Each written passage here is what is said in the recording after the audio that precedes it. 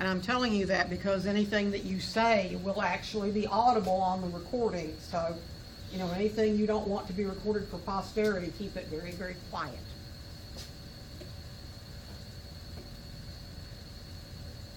Okay, what we've done so far is we have signed into Shobi with the class code. And this is the class policies. The information at the very top tells you who I am, where the class meets, when it meets, and it gives you contact information for me in the form of my office number, my office telephone, and it also tells you where what my office fax is, in case you ever need to fax me something and have me get it. And for some reason, I changed the test dates and it's still got the wrong first test date. The first test is not February 17th or 7th. It is February the 12th, and that's on the course calendar. I will get that one corrected. The others are, well, the last two are not correct either, so I'll have to try again and get the new ones uploaded again. Apparently it didn't save. Those are my office hours. Basically, I'm here after my first class, which ends at 1:30, until right before this class, which, as you know, starts at 3 o'clock, and that's the same on Monday and Wednesday. Tuesdays and Thursdays, I'm here from 10:30 to 11:30, and then on Tuesday afternoon from 1:30 to 2, and Thursday afternoon from 2 to 5:30 because I have a night class on Thursday. Friday, I am here, but I don't have set office hours on Friday.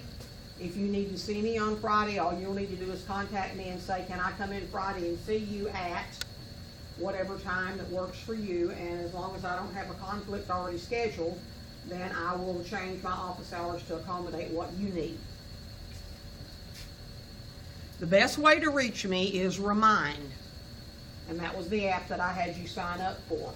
Basically, Remind is a text messaging system.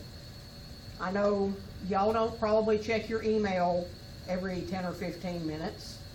I know I don't. But you've got your phone with you, and chances are you'll get texts throughout the day. I promise I will not bomb your messages with Remind. It'll only be things like, hey, check your email, class is canceled today for snow, class is canceled today for whatever. But check your email, go to D2L, check for an assignment. This is what we'll do instead of meeting class today. Or I may send you out a message if we've got a test coming up on Monday. I may send you out a text message on Saturday or Sunday and say, hey, be sure and get a good night's sleep Sunday night and go ahead and get all your work done Sunday night at midnight so that you'll be ready for the test on Monday. But that'll be the extent of any wide-scale text messaging I do. Remind does allow you to text each other as long as you don't abuse that. By that I mean if you keep texting somebody in class and they keep telling you to stop, and they come and tell me they won't stop, then I'm going to turn off that feature. But I try not to, because I think it's a convenient way for you to talk to other people in class and help each other sometimes if you can't get an immediate answer from me. So I do leave that open for as long as everybody uses it. You can text just me, or you can text the whole class. Probably the whole class won't like you if you do that very often. But you do have the ability to text other people. But mostly I'm wanting you to be able to text me, especially if it's something like, Miss Flint, I'm on the way to school, but my car broke down. I'm sitting here with a flat. I'm not going to be able to get to class on time. Just letting you know. And I'll appreciate that you let me know, and that way I'll be sure and keep whatever's going on in class, keep a record of it for you so that you can catch up. So that's the messaging system, and that's the preferred way of communication for me. Class Pulse, for those of you that can take advantage of it. How many people in here filled out course evaluations last semester in your classes? Most of you? What do you think the downside to that is? When did you fill them out? End of the semester. Were there things that went wrong since the beginning of the semester that you wish you could have said something about, but you didn't have any way to provide that feedback? Well, that's what Class Pulse is. Class Pulse is a totally anonymous class messaging device. Its only purpose is for you to tell me if something's going wrong or if something's going right. What I would appreciate about once a week, and I may specifically remind those of you that have the ability to use ClassPulse, what I would appreciate, and about once a week I may say, please be sure and let me know on ClassPulse how things are going this week. Did you like this particular activity we did? If you didn't like it, please say so. If you did, let me know, because I just designed it and I need to know if there's anything I need to fix. That will help me fix things when they're happening, not next semester when I can't help you anymore. I would rather be able to adjust as we go along. I won't see your name. I've already had one person message me in my calculus class that said, Miss Flynn, I'm really having trouble on the first quiz. I can't get it to save my answers. Can you tell me what I'm doing wrong? Well, see, I can respond to that. I said, I don't know who this is, but I think probably what you're doing is you're forgetting to click this button. But if you're still having problems, contact me directly and I'll help you one-on-one. And see, I can't really say anything to anybody in class because I don't know who that was. But what I can do is for the whole class, in case somebody else was having a problem, I can say when I meet them tomorrow, by the way, somebody had trouble getting your quiz answers to save. If that's anybody in here, let's go back over how we do the quiz again. And that will help them out, because probably that's not the only student that had that problem. But you can let me know whatever you need to through that, and I won't know who it is that said it, and that's okay. I'd rather know if something's going right, because I can keep it going right, but I'd also like to know if something's going wrong, so that I can fix it. I would also like to know if there's something that you think we could do that might work better than what we're doing. Sometimes students have better ideas than the teachers do for the way to learn things. So, feel free to provide me feedback. It's totally anonymous, I promise you. In fact, I'll probably try to show you one day in here when I get some feedback from one of my classes. I'll show you what I see. Nearpod is on there. It is an application we will use, but you don't have to have a tablet or smartphone to use it. You can access it through the computer. When I use Nearpod, it's a presentation tool that I use to present material to you that's similar to a PowerPoint but better, because I can actually embed class response into it to where I can cover something, do an example, and then say, okay, now you do this one. And then I'll give you one that you can actually do, whether you're on the computer or whether you're on a tablet. You can go ahead and complete a problem, and then I can see your individual responses, but the rest of the class can't. And then after everybody's completed their responses, I'll download those and keep those, but I'll look at them as you're presenting them and thinking, oh, great, they really got that. We don't need to spend any more time on this. Or if I'm seeing that there's a lot of people that didn't get that, then I can say, okay, this is the way that you should have done this problem. Several of you seem to be having problems. Let's try another one for homework, and then I'll give you one and show you to do. That's an extra problem, just to make sure that you've got it. And that's really the thing that I use Nearpod for. And you'll get a code for Nearpod for every lesson. So you'll get that on a daily basis. I just want you to know that's something I'm going to use in class. The one that you're already familiar with, some of you, is Pearson's MyLab and Mastering. We're going to sign up for My Math Lab, or actually for this class it's called My Stat Lab. And we're going to go ahead and do that now to be sure that everybody is signed in and knows where everything is. So I want you to go. You can type in the URL www.coursecompass.com, or you can type in PearsonMyLabandMastering.com. It just takes more letters. And it should bring you to this page.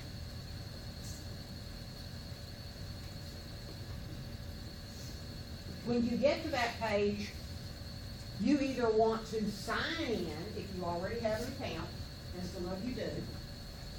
So you want to sign into that account.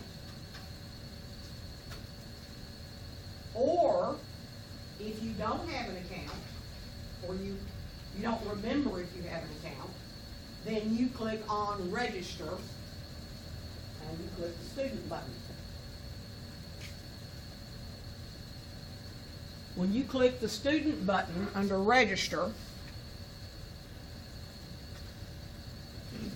it tells you that you need 3 things to get started. You need your email address. You cannot use your D2L email address. D2L will not accept emails from outside or let you send emails outside D2L. You can use your Northeast State student email address, which is your username at gtest.northeaststate.edu, I think it is. But if you don't check that, and I'm not fooling myself, I know most of you don't, that's just one more aggravation. Use an email that you can and will check. Because the only way to recover your password, if you lose your password, is with that email address. I can't get it for you. They won't give it to me. They're not going to talk to me about it. They'll talk to you and they'll tell you, I'm sorry, you have to have your email address. They won't send it to you any other way. So pick an email address. Your Gmail, your Hotmail, I don't care which one you use, but pick one that you know that you can access. You need your instructor's course ID. That's on that slip of paper that I gave you. My last name and some numbers. Be sure and sign up for that one. And you need either an access code, which is a little piece of cardboard that you bought from the bookstore and paid $120-something for, which I hope you didn't. But if you did, you've got your access code. I really hope, unless you wanted a paper book, that you didn't buy the bundle, which is a little cardboard and a bunch of loose leaf pages of the textbook. But some people want a book, and you know that's cheaper than buying the hardback book, because the hardback book by itself is over $200, which is why we don't use it. The other thing you can do is you can pay for the code online directly from Pearson for $105, but you don't have to do it today. You can get 14-day temporary access as we go through this process. But when that 14-day access runs out, the best and the cheapest way to renew that access is to go back online through the link they give you and then go sign in at that point with a credit or debit card or a PayPal account and pay for your access that way, because the online straight from Pearson access is about $20 cheaper than the bookstore. So once you've got those things, you click OK, register now. If you're registering, if you're logged in to your account, then you just ask it to enroll in a new course. That's all you need to do, is enroll in a new course. And when you click enroll in a new course, it'll ask you for the ID. It'll look just like this. So this is where you type the course code, FLINT and whatever those numbers are. Okay?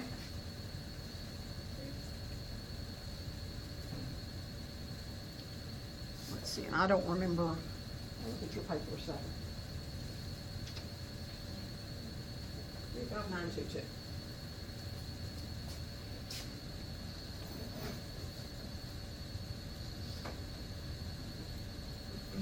It would help if I put my name in there.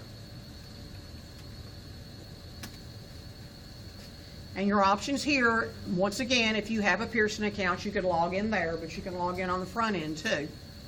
If you don't have an account, then you want to create one. So you'll need that email address, you'll need your username, which is probably best if it's your D2L username, not your address, but your username. Make up a password, re-enter that password. Be sure the password meets their requirements. At least 8 characters with 1 letter, 1 number, and at least 1 capital letter. Don't use your name or your username, and don't use spaces or special characters. Retype that name, give it your first name or your last name, pick a security question, answer the security question, and then check the top box at the bottom. I accept the license agreement. You don't have to check the other box. That's up to you. I don't care if you do or not. And then create account. And it'll bring you up to a thing that shows some little colored booklets on it. And if you look below the various colored booklets, you'll see Get Temporary Access. You just click on Temporary Access and it'll give you temporary access. You go right straight to the course.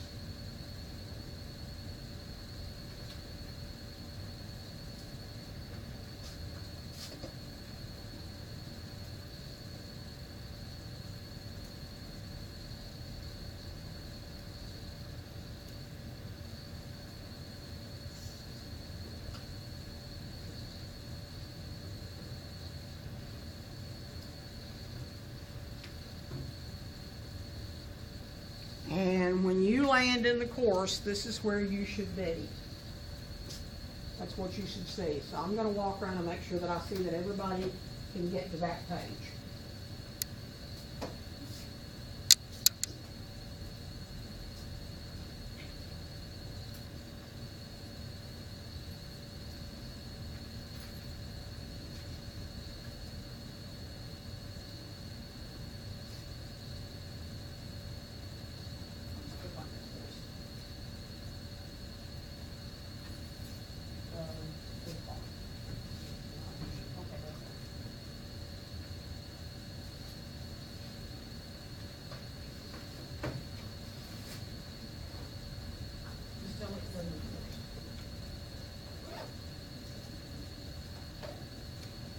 Still sitting at the page that has the blue and gold box, just click on the blue part of the box. You should see what I'm seeing.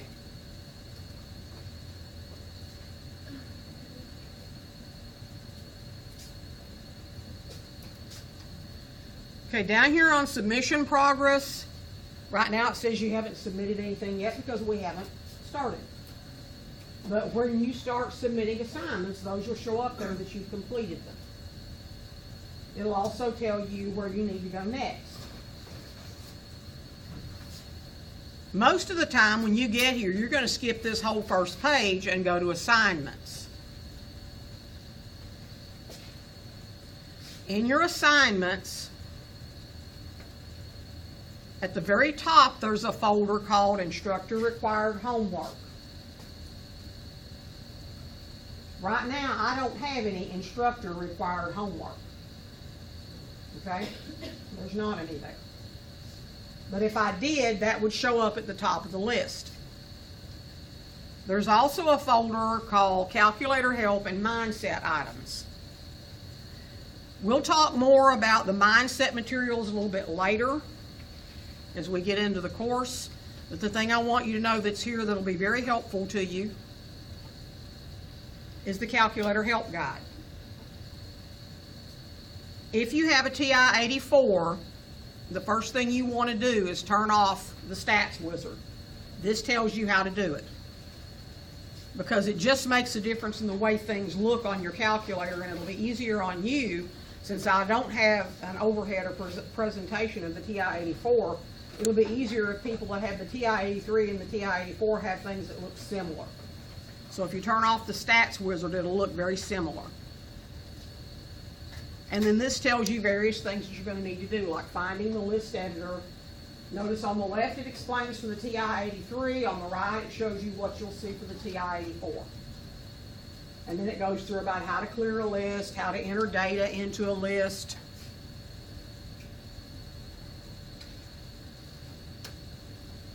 How to calculate statistics.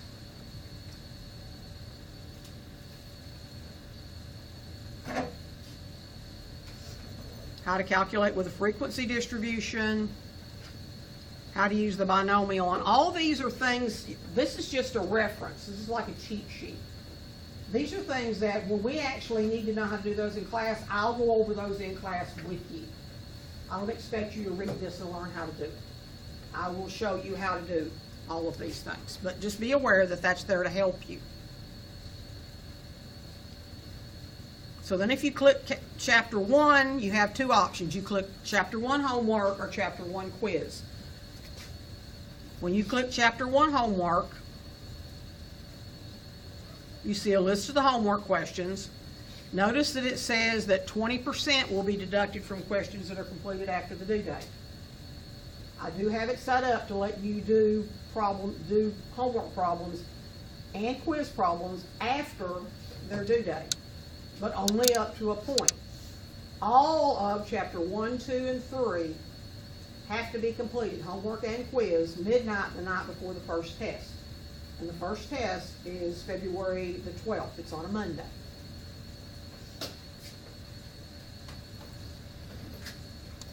The due date on the homework, I think, is the Friday before that.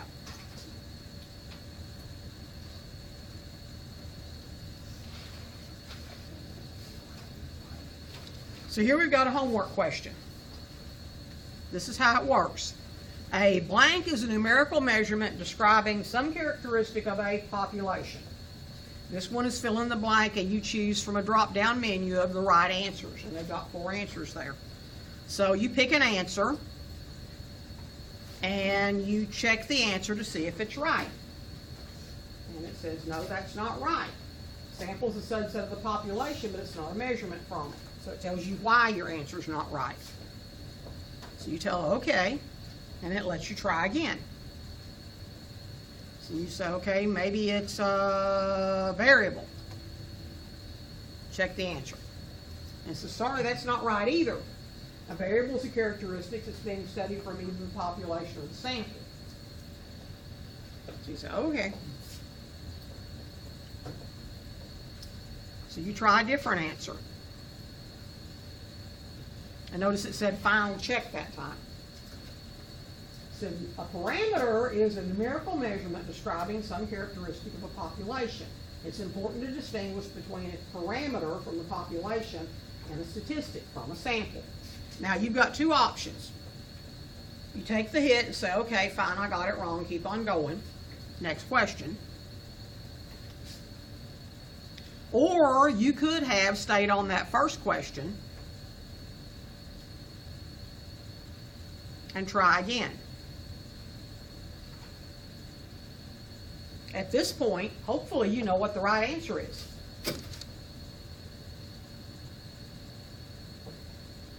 It says, yeah, you got it right. Okay? Now, everything's not as simple as what that makes it seem like it would be. Sometimes the answer is a number that you have to type into a specific number of decimal places. And it'll let you try your 3 times, and the 4th time it says you're going to have to try another problem. It'll give you a whole new problem with different numbers. But there is no reason to miss any homework problem. If you're willing to try it and keep working at it, you'll be able to get it. The only help you can get on these is you can ask me. You click the Ask My Instructor button, and it'll send me an email that says this student in this class is having trouble on this problem, and if you decided to add a message to your notification, then it'll tell me what your problem is. And then it gives me a link to the problem where you're working on it, and shows me what your answer was or what you had it entered in. What I'm going to do at that point is I'm going to open up that problem from the link. I'm going to take a screenshot of it. I'm going to move into a program that I use. I've got about 3 different apps that I can use that I'm going to bring in that screenshot, and I'm going to explain how to work that problem with a video recording. I'll be writing on the screen, on the screenshot, and explaining to you how to do what you need to do. Or I may refer to a page number in the book, or tell you refer to page so-and-so of your notes and find this information. And then when I finish that video, I'm going to title it by the problem number and the chapter number in my math lab, and I'm going to post it in Shobi in the appropriate chapter. Then I'm going to send you a message back. Go check Shobi in the chapter whatever folder. I posted a recording of the problem you asked about. You're the only one I'm going to send the email to. The only one I'm going to send the message to. And it will come as an email. So that's why I said you need to have an email you'll check, because it's going to come to the one that you put in there. So that's how I'm going to tell you that I've worked your problem for you and that you need to go check in Shobi. Now, Shobi doesn't have your name on that problem. The reason I do that is because anybody else that's looking in Chapter 1 in Shobi can also look and see, oh, I was stuck on that problem. Let me see how they did that. And then they can open up and look at that recording too. So even though they didn't ask the question, they can benefit from my answer. But it doesn't have your name attached to it anywhere. But I will let you know where it's posted so you can be sure and go find it. And then I may follow up with you with a note and remind and say, hey, I posted your problem in Shobi. Let me know if you still don't understand, and we'll find a time to get together and figure it out. So you complete all your problems. Be sure you click Save before you exit anything. And I'm going to go back to, okay, fine. Go back to Chapter 1.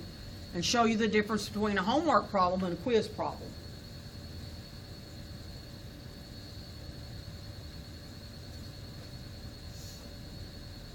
You get 2 attempts right now. Actually, I'm going to go in, I haven't modified that yet, but I'm going to change that 2 to infinity.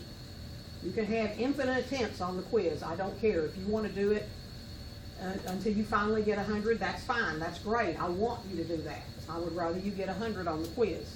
That way there's more practice and you've mastered more of the material. So I don't give you just 2 attempts. I give you as many attempts as you want. Once you start,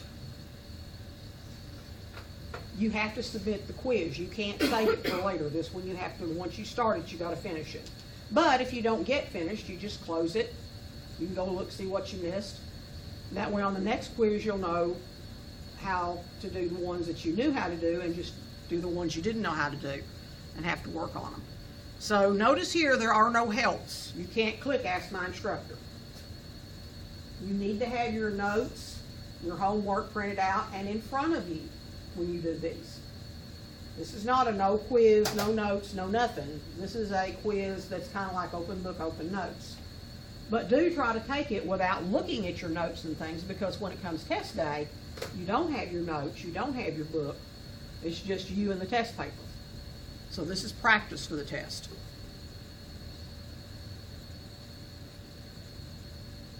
And notice it says if you haven't completed it, it's telling you, are you sure you want to submit this because you didn't do any of these, or you only did 5 of these and there's 10. So it'll warn you before you submit it. But once you submit it, it's graded and you'll have to start over.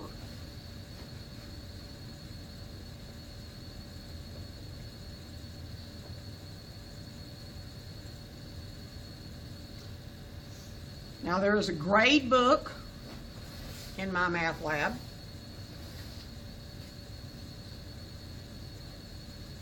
And you won't be able, actually, if you click on gradebook, I don't think it's going to, it actually shows you up here that I have 0.16% because I answered 1 question. Okay? You cannot depend on what that grade is to tell you where you are. That's not going to tell you what your standing in the class is until you get to the end of the semester, and then not a real picture of where you are. So here's what needs to happen if you need to know where you are at any point in this class. You need to come up front or come to my office and tell me I need to know where I am right now. Or you need to send me a message and remind. Or anywhere else and say, could you please send me a grade report? I need to know where I'm standing right now. And I use a grading program called GradeKeeper, and I keep your grades in it cumulatively, and at any point you can ask me where am I right now, and I can print out a grade report just for you that has just your grades on it. And it tells you where you are for the whole course, not just in MyMathLab, but where you are on tests, quizzes, show me homework, MyMathLab, everything that we do. 20% of your grade comes from ShowBe. 10% comes from MyMathLab. MyMathLab truly is only homework and it's only for practice, and you are not allowed to do MyMathLab in class unless I specifically tell you that you can. MyMathLab is strictly outside of class work. But it doesn't count nearly as much of your grade as ShowBe does. You can get to your textbook from MyMathLab.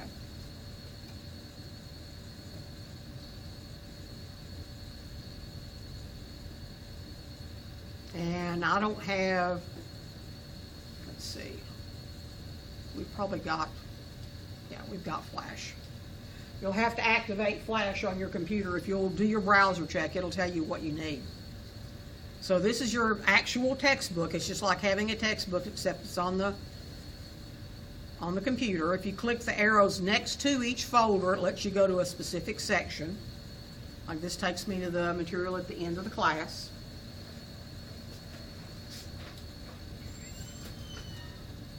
I will tell you that a lot of the time, my test questions come from here.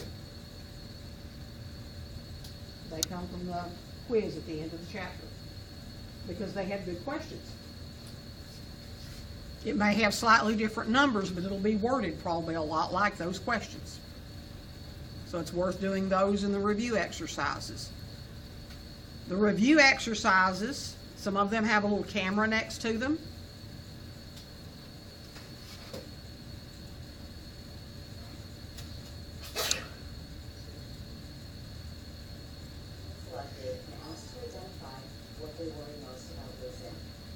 Somebody will explain to you how to do that question. What's wrong here? The survey sponsor, American Optometric Association, has the potential to gain from the results, which raises doubts about the objectivity of the results.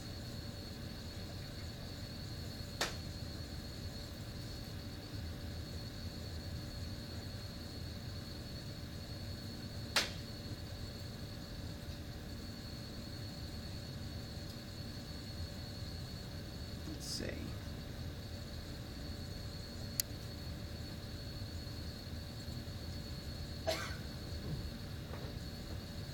Colleges in the United States. Currently, there are 4,612 colleges in the United States, and the number of full-time students is 13,203,477. A. Are the numbers of full-time students at different colleges discrete or continuous? Since the number of students is quantitative and finite or countable, it is discrete. B. What is the level of measurement for the numbers of full-time students at colleges? Nominal, ordinal, interval, ratio. Since the number of full-time students at colleges can be arranged in order, differences can be found and are meaningful, and there is a natural zero starting point, where zero indicates zero full-time college students. The level of measurement is ratio. C. Okay. What is wrong with serving the college students by meaning? And I'll close that one too, but you got those available to you. So this is a good review for the test. The material at the end of the chapter is a very good review for the tests.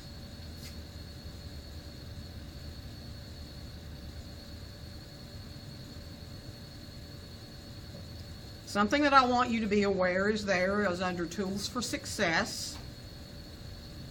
The thing I want to point out to you is actually toward the bottom of the page.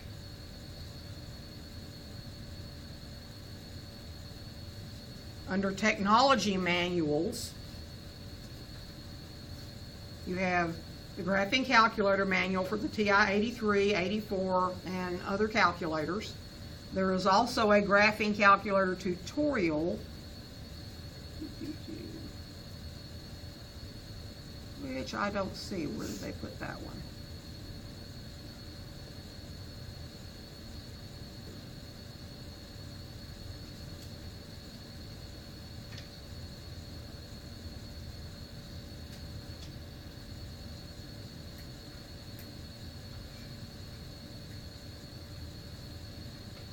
I'll have to find that one and post a link for you somewhere else because it's apparently not on the Tools for Success anymore. Your optional quiz retakes are going to be hidden to you because you're not going to need to do those. There's no need to do an extra infinite attempts at chapter 1 when you already had an infinite attempt to begin with. So you won't even be able to access those. There's no need for you to access those.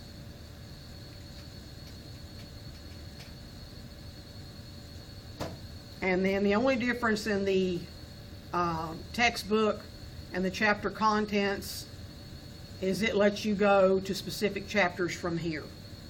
But other than that, there's no real need to know where that is. So what you'll use mostly is assignments and your textbook. Okay? Now, back to the class policies. I'm not going to read these to you. I expect you to read them. The only thing I'm going to do is go through and tell you the highlights. This explains what SHOBI is.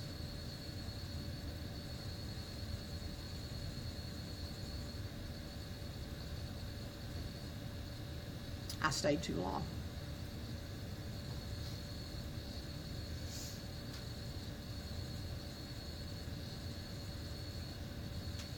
Okay. And basically the way you're going to submit homework in SHOBI, and the first time we do anything in SHOBI, I will actually walk you through it in class. But there's two ways you can submit things in SHOBI. One is if you have an iPhone or an iPad and you want to complete your work on the iPhone or the iPad directly on screen using your finger or a stylus. You can write directly on the handouts And when you close that handout, it saves everything that you've written on it, and I can see it, and then I can go in and grade it. So that's one way, but you have to have the iPhone or an iPad to be able to do that, because Shelby is an iPad app. It doesn't even work on Android. The other way is you can go to Shelby.com on the computer. You can download the assignment, you can print out the assignment, and you complete it on paper. Once you've completed on paper, when you're ready to submit it, you have two options. First option is to take your paper, and usually standing over a table about this high is a good way to do it. You lay your paper down in front of you, you get your phone or your iPad, it doesn't have to be an iPhone, any phone that takes pictures, and you take a picture of your assignment. And then you upload that picture into Shelby through the website, Shelby.com. And then once you've uploaded that picture, you can see it, and I can see it, and I can write on that picture from my iPad, and that's how I'll grade it. And then I'll actually post a grade in Shelby, and you'll know when it's graded because you'll get a message from Shelby that says Ms. Flint graded or provided feedback on this assignment. So you'll know that you can go and check it. In Shelby, there is a deadline, and it is a hard deadline. If you miss the deadline for the Shelby assignment, and it's a short deadline. If I assign you something in class, for example, today, I would expect you to have it done before Wednesday. So your deadline would be midnight Wednesday night. Now, it's not going to be a long assignment if I expect you to get it done that quick, but it will be a short deadline. If you miss that deadline, you get a 0 on that assignment unless you have some good reason that you couldn't get it turned in. Normally, the first couple of weeks, I'll be lenient because I know it takes people a little while to get into the groove, and maybe learning how to do it is a little tricky. So I'll be lenient in the beginning and help you get everything submitted. I won't count off for the first few assignments.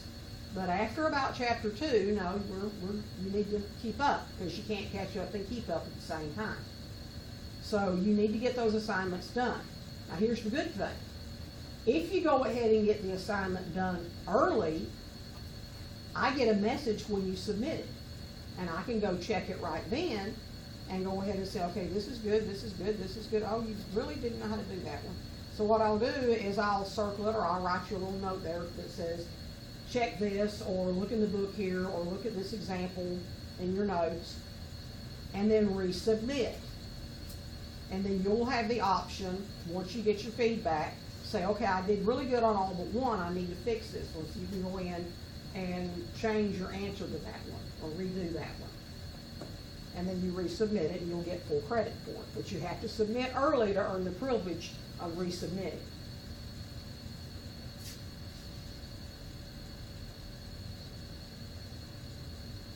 Shelby also has a discussion board, and I will show you that discussion board. But the posts that are made inside of an assignment folder, those are messages between me and you. If Sarah writes me a message on her first assignment that says, Ms. Flint, would you please look over this? I don't really understand number 4. Then I'll immediately get back with Sarah and say, this is how you do number 4. And the only person who's going to see that message is Sarah, because she's the one that asked the question. But if you've got a general question like, I really don't understand how you do these things with the frequency distributions, could you please go over that again? If you've got that kind of a message, the better place to talk about that is the class discussion board. Okay? And a couple of people have already used it. If I understand correctly, we fill in notes and do the examples on Shelby. Are the tests also on Shelby? I'll go ahead and answer that. The tests are not usually on Shelby. Sometimes quizzes are. But I usually do the tests face-to-face in class. If we have bad weather, it is entirely possible that I will post a test in Shelby for you to take at home, because there's 2 feet of snow outside and we can't afford to miss class. So, it is entirely possible I could put a test in Shelby. I just don't usually. And yes, what we did was print out notes and follow along in the PowerPoint, and that is what you usually do. And I do ask that you print out your class notes before class. Okay? Before class. Don't wait till I'm in here lecturing and start printing. Because remember, I'm recording this And those printers drown my lecture out, and then the person that needs to hear that is saying, I wish you would let them do that, because I can't hear. So print your class notes out before you get here. The other things I'm going to point out to you are here, and I will send out a note and remind about this. There's a welcome message here. There's a memo to my students here, which I would appreciate you reading, because it's a very honest memo about how I think about classes. I don't mind to tell you that I have been teaching here since 1990. I've been here long enough to retire. I'm just not ready to go to the house. I still enjoy doing this. And the reason I enjoy doing this is sitting out here in front of me. It's not for all the wonderful people that I have sitting up and down the hall from me in my division office, although I love them too. But if it was just to come and visit them, it wouldn't be worth it. I actually enjoy this because of you. Okay? So read the memo. This is a link to the Learning Center. And that's the 2017 tutor schedule, but I'm going to post the 2018 as soon as I know what it is. And then there's a link to some information Northeast State posts about me. So if you want to be, you want to know a lot about me, you've got all kinds of sources. Let's go back to the class policies for just a second.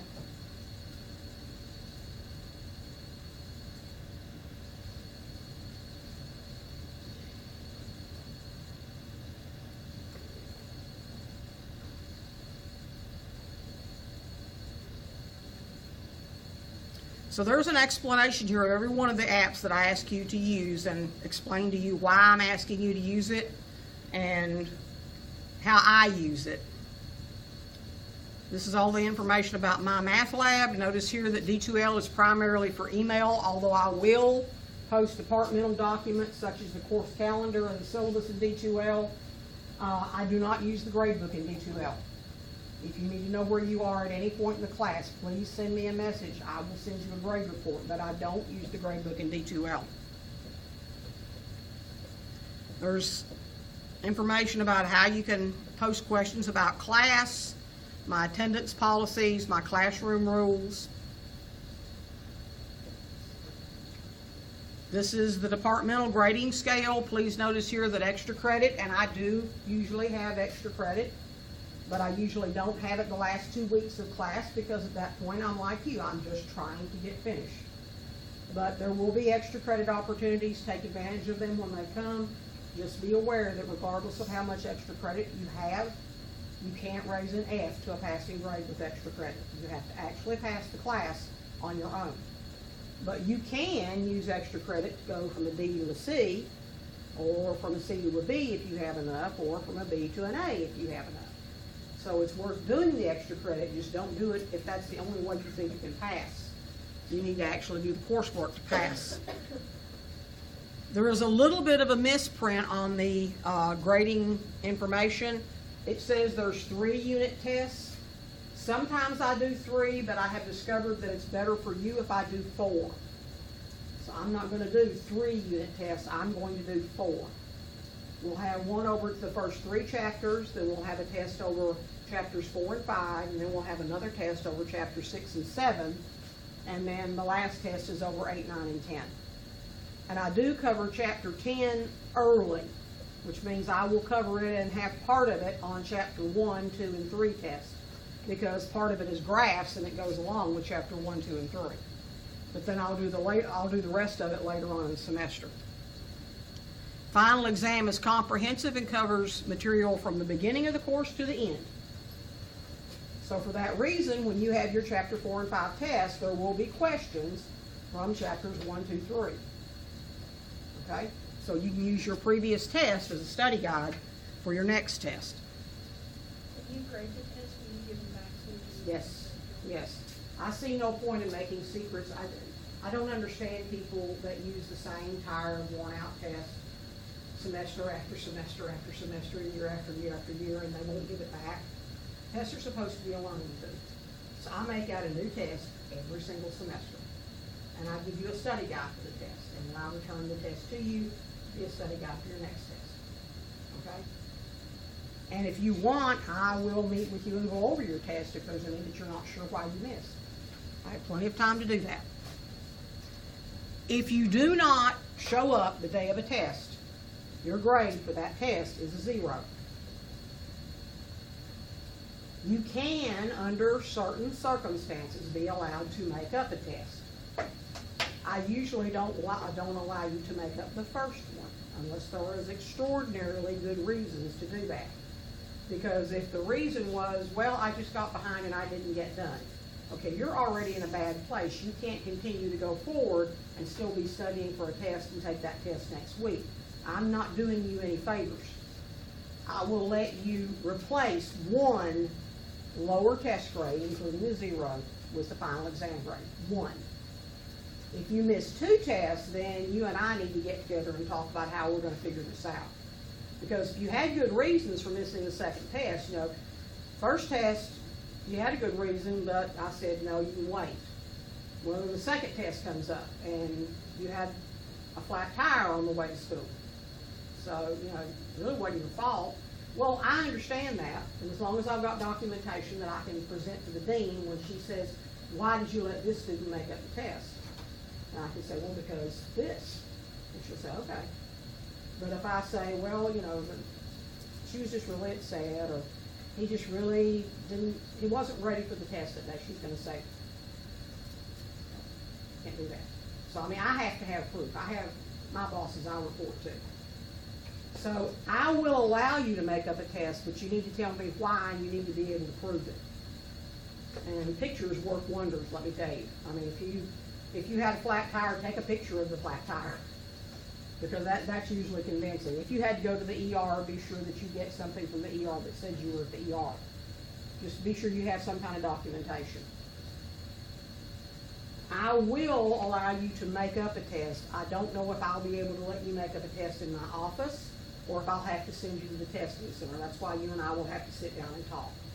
I'm not heartless, but I do want you to keep up. So I'm trying to, play your side and mine. Your due dates in my math lab, as I told you, are midnight the night before each scheduled major test, but your work in Show-B has shorter deadlines than that, so please keep up with those. Be aware that your comprehensive final exam is 25% of your grade. It can make or break you, which is another good reason to keep up.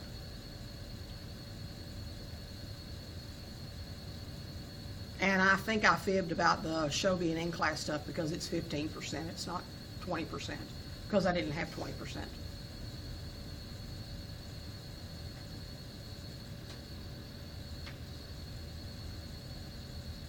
Okay, the rest of this is pretty much things that I'd rather you just read. I will point out to you, once again, the Learning Center there's their phone number, there's where they're located, and Trio Services, their phone numbers there also, and where they're located. You are not allowed to use your cell phone, your iPad, your laptop, or the computers during a test. That plays into the calculator. If you don't have a handheld TI-83 or TI-84 calculator, and you don't want to buy one, please go to the business office and rent one. It's like $25 for the whole semester. You can rent one. All you're responsible for is putting batteries in it if the batteries die. And you use it all semester long and take it back after your final exam. But you have to have a handheld calculator. You cannot count on using the one on the computers.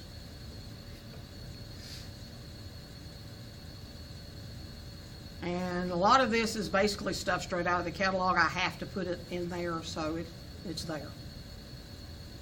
If you're served by the CSD office, the Office for Students with Disabilities, please do not walk up here at the end of class and leave a letter laying on my table and walk out.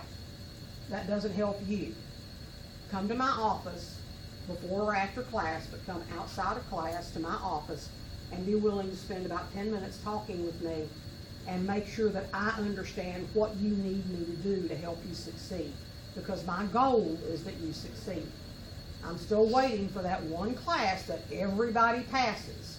I've had several that came close. I've had classes that I only had 1 or 2 people that didn't succeed. And in those cases, it was the 1 or 2 that didn't come to class, ever.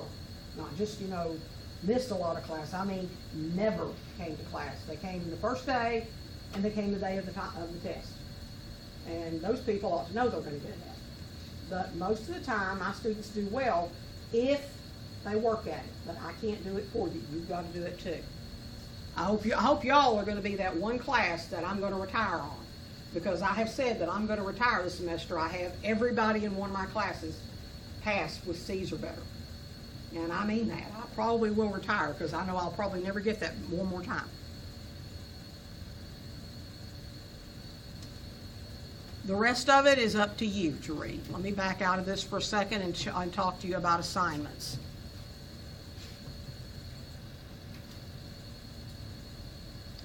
Your class calendar, Lord, I hope this updated because it had bad dates in it.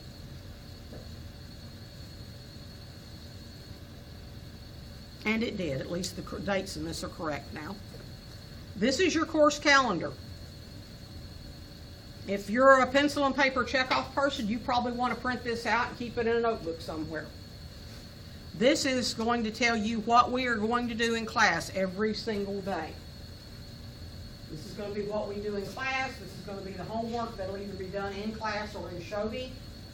And these are the exam days.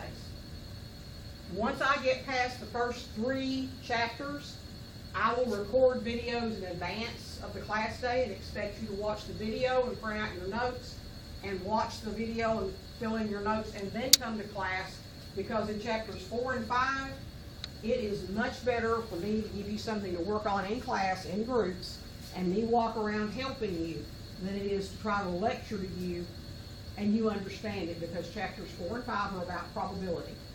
You don't learn about probability from somebody talking about it. You learn about probability by doing it. So be aware there will be recorded lectures sometimes.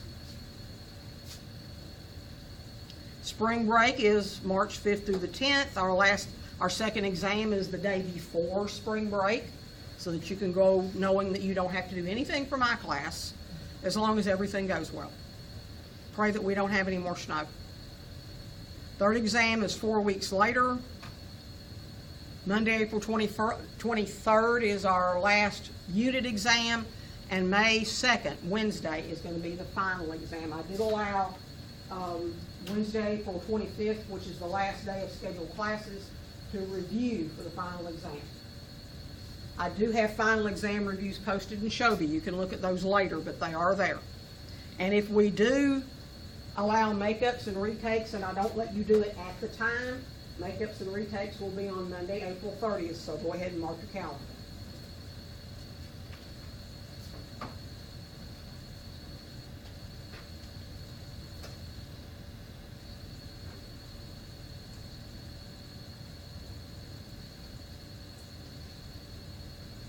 Okay, assignments that you need to do before next time. This one you can do before you leave class, and I'll be glad to help you with it. Student information form. This is a graded assignment. If you complete it, you get 100. If you don't, you get a 0. This should be an easy one, because you should be able to fill this out. It says there's a scanner in L103. I'm not sure it's in L103. There is a scanner in the library if you want to complete this on paper and then scan it and upload the PDF. I will give you the correct room number for the scanner before I leave.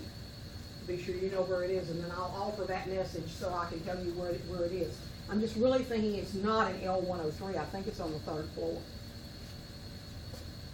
There is a Word document, which is this one. There's a PDF document, which is this one. If you want to complete it on a pad, on either the phone or your iPad, then just go ahead and click on this one and start writing. If you would prefer to print it out and write on it with pencil and paper, open this one, download it, and print it. And then I'll help you, after you filled it out, I'll help you take your picture and upload it if that's how you want to do it. This is one of those that actually lends itself to being done on Word. Sometimes the Word document works. You'll have to download the file.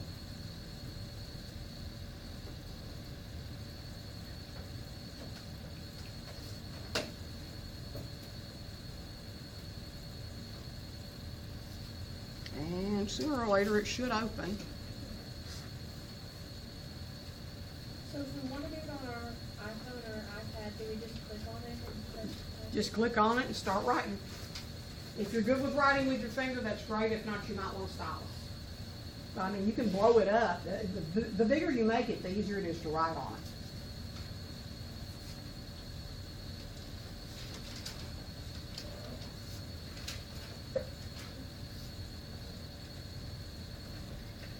Okay, there it is. When you open the Word document, you're going to have to enable editing on it.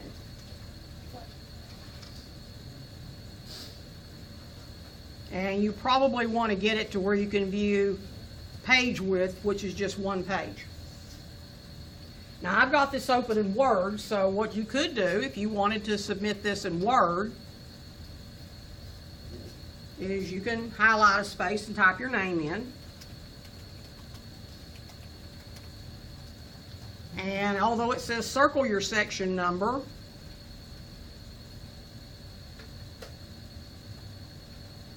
you could just highlight it in Word, or you can boldface it.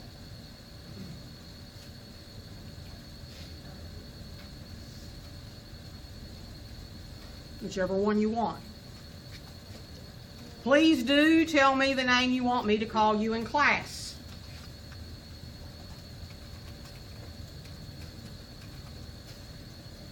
Okay? That works.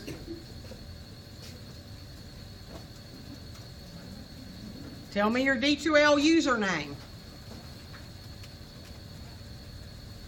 Tell me your mailing address, whatever it is, whatever your city, state, and zip are. Do you live at this address? Yes or no? Just type an X. Give me your phone number. I promise not to call you unless it's an emergency.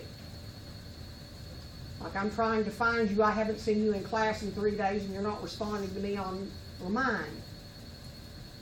I'm a little bit of a mother hen about that. If I haven't seen you in 3 weeks, I'm probably going to try to hunt you down. If there's certain times you'd rather I didn't call, tell me that. Or if there's certain times you'd rather that I do call, like for me, you could text me and I'll probably respond to you within a few minutes, anytime between 10 a.m. and 10 p.m. What is the outside email address you use for my math lab? Sometimes I am able to actually get them to send you that through your email if I can tell them what your email is. I can't access your email, but at least I can tell them what it is and say, please send them whatever it is they need. And I've been successful at that a time or two. This says you have to check your D2L email address daily. If you sign up for Remind, every few days or every week is okay for D2L email. I don't send out regular messages. That's a backup system for me. If you're a transient student, like if you're from ETSU or LMU or UT and you're just here for the semester, tell me where you're going back to. Tell me if you've got access outside of school to a computer, the internet, Word, and Excel, because you do need access to those. You don't have to have it outside of school, but it'll probably be easier on you if you do. How many hours a week will you be working while taking this class?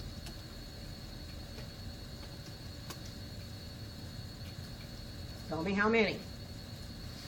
What other concerns do you face that have an impact on your ability to succeed in this class? Anything. I have to take care of my grandmother. She has heart failure. I run a kennel, and sometimes the dogs get out, and I'll be late to class. You know, anything you need me to know about. You can tell me there. You can also use the second page. There is a second page on this. You can tell me anything that you want to tell me. What is your academic major or career goal? And then here, if you're served by the office, the CSD office, and you have an accommodation letter to give me, say yes. Just type yes in response to that, so that if I don't hear from you again within a few days, I'm going to contact you and say, where's your letter? I need to see your letter, because I can't help you without the letter. And then on that second page, you can tell me anything you want me to know. When you finish, this is important, when you finish, go down to Save As, click Browse, and unless you've got a flash drive, go to the desktop. Save your student information form, but save it as a PDF.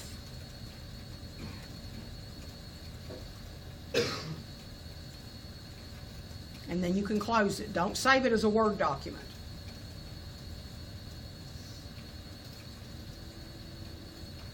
And then go back to Shobi. And this is going to show up in everybody's because I'm doing it inside the classes folder.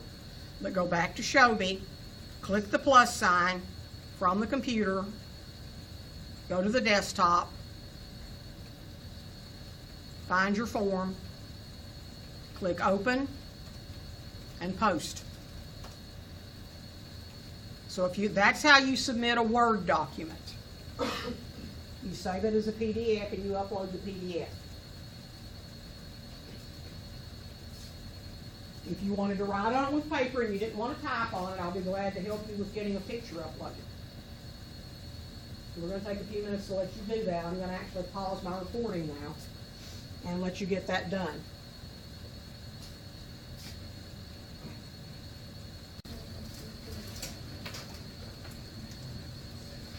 Okay, in Shobi, click on the folder that says Course Policy Quiz.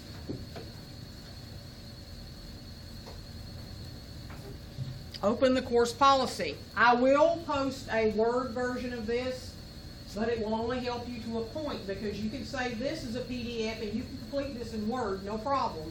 But there are some things you're still going to have to post a picture.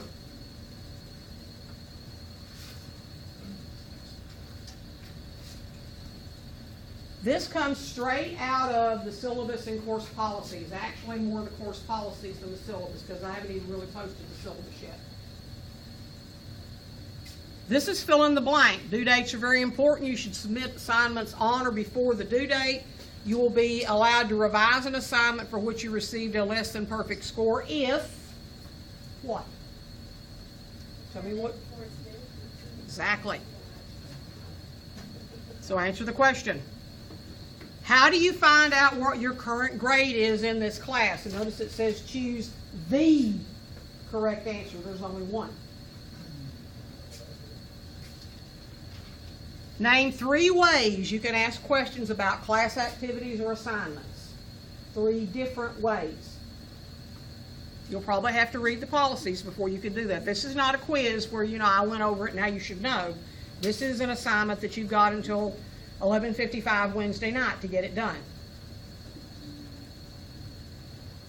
True or false? Circle 1. If I arrive late to class, it is my instructor's responsibility to look for me and make sure I'm counted present for that day. Number 5, I should check with who before dropping any course. Question 6, attendance does or does not count a percentage of your grade in this class. You're going to have to read the course policies to figure that out. Notice this one says choose the correct response in parentheses S. There may be more than one. And then there's A, B, C, D. Choose the ones that are correct. A final score of less than what percent will cause you to receive a grade of F regardless of any amount of extra credit? Question 9, choose correct answer. That means there's one. Assignments that are to be turned in. Which way do you turn it in? Homework assignments that are to be turned in, where do you turn it in? To be successful in this course, name 3 things you have to do.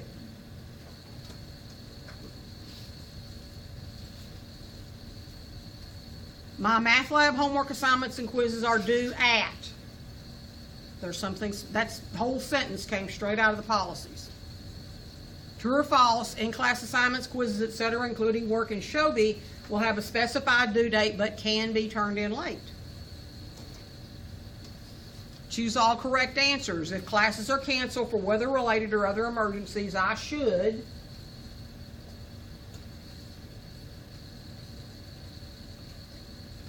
my math lab, my stat lab homework questions can be completed after the due date using the password. Be sure you have the right case on that. And what is the penalty? And then the last one, the best way to reach my instructor outside of class time is through, and I gave you a big hint, the text messaging app. Which one was that? Good job. Now, you've got plenty of time to complete that because right now, like I said, I don't expect you to know all the answers just yet. The other assignment that is due before next time, and this one you may well want to just print it out and either scan it or take a picture of the document because you're going to have to upload some other pictures as well.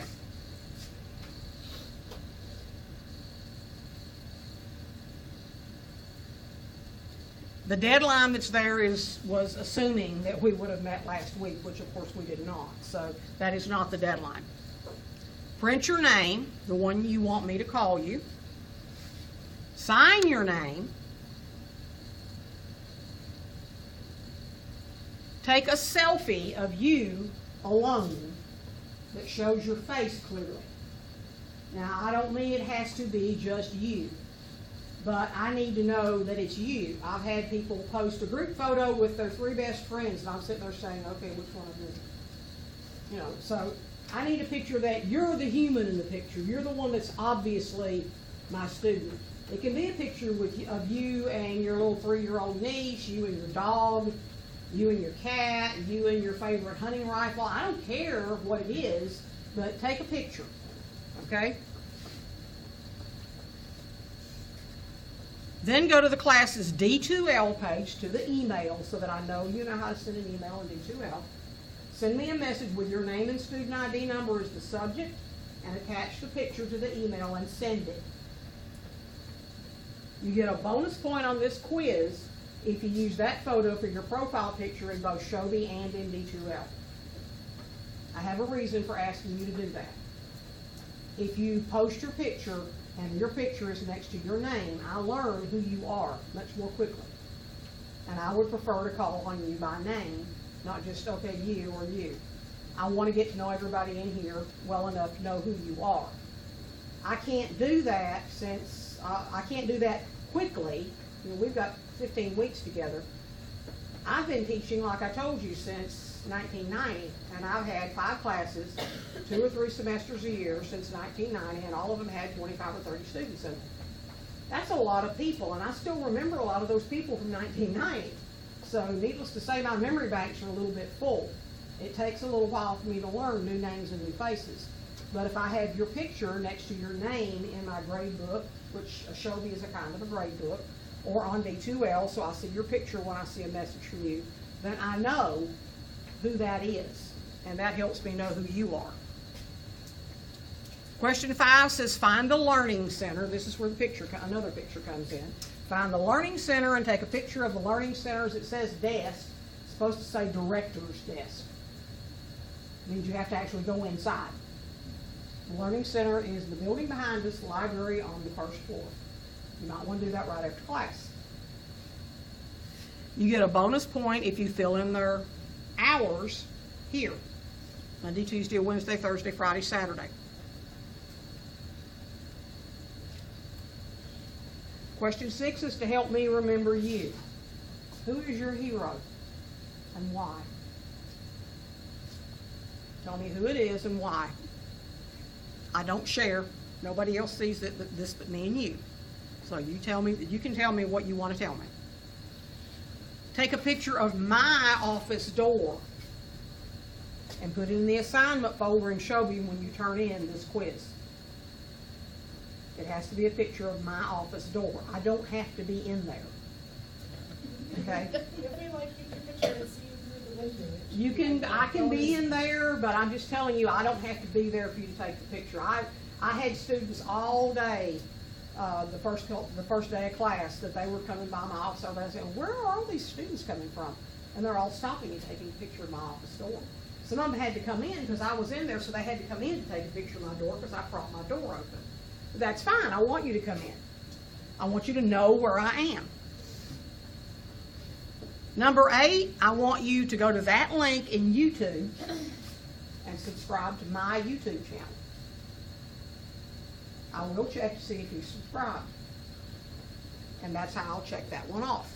The reason I want you to do that is because you can go straight to my YouTube channel and find the lecture for this class without me having to post the link or you having to go hunt the link. Because you can just go to YouTube. And that's where I post all my recordings. Number 9, you get a point for scoring 100 on the syllabus and policies quiz, which we just looked at. Number 10, keeping up with your classwork is important.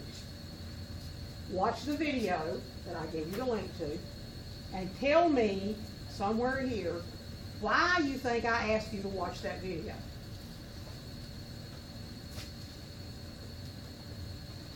Now, both of those are due Wednesday at 11:55.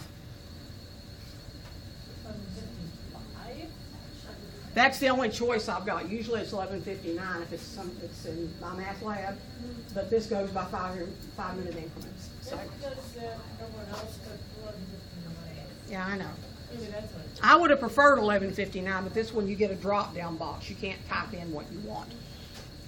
Okay, the last thing I want you to do, and then we're going to do something that you will probably never get to do again, which is leave early. Go to the Chapter 1 Notes in a Lecture. And if not now, before I see you the next time, before 3 o'clock on Wednesday, I want you to go to this folder, to the Chapter 1 Notes, and unless you plan on completing them on your iPad, which is perfectly fine with me because I don't take these up. I could care less how you complete them, on the iPad or if you do these on paper, because I'm not taking them up. These are for you. I want you to download and print or be aware of where these are if you plan on keeping them on the iPad. This is your class notes for next class. And I want you to follow that procedure every time after today. Look at what the next class's notes are going to be. Go to that folder, find those notes, and if you're going to need a paper copy, print it out before you get to class the next class day. Okay? Anybody have any questions? So with the scavenger hunt, we're supposed to print it out and then take a picture of it on our phone and then Upload the picture upload the picture to to show you. And all you have to do on your phone is go open up your web browser, because, I mean, even dumb phones like mine have a web browser on them anymore. Go to the web browser, type in Shovie.com, and, sign into your class just like you would on a computer. And then go to the assignment folder, and the same way that you uploaded the Word document, just click on that plus sign, go to your pictures, and then find your picture and put it in there. Okay? Did you ever figure out how to do it on iPhone? You should be able to, and I was looking at your phone and thinking about my phone. I can't write on my iPhone either, and I bet for the same reason. Your screen cracked like mine. I just blocked mine too. I don't know why it's not letting me on my iPhone. Yeah, it's supposed to let you on your iPhone. I don't know why it's not. I'll keep trying. But I mean, I know it's working on the iPad because it works for him. But, if you can't do it that way, that's fine. You can always. I didn't do that, and I can download that by the PDF, and then submit it to get You can, or you can, if you've got the, like we're talking about, there's a lot of different programs that you can open a PDF and write on it. You can try that, and then you just say that that's PDF is what it looks kind of looks. So, what I'll probably do too is download it and do the question by hand, like, that I can type on it and submit that. Yeah, because, I've got, for example, I've got a service pro. Well, Shovie doesn't let you write on Shovie stuff in the Surface Pro, but I can download the PDF, and I have an app in my Surface Pro that I can open up the PDF and write on it because it is a touch screen. And then just save it back.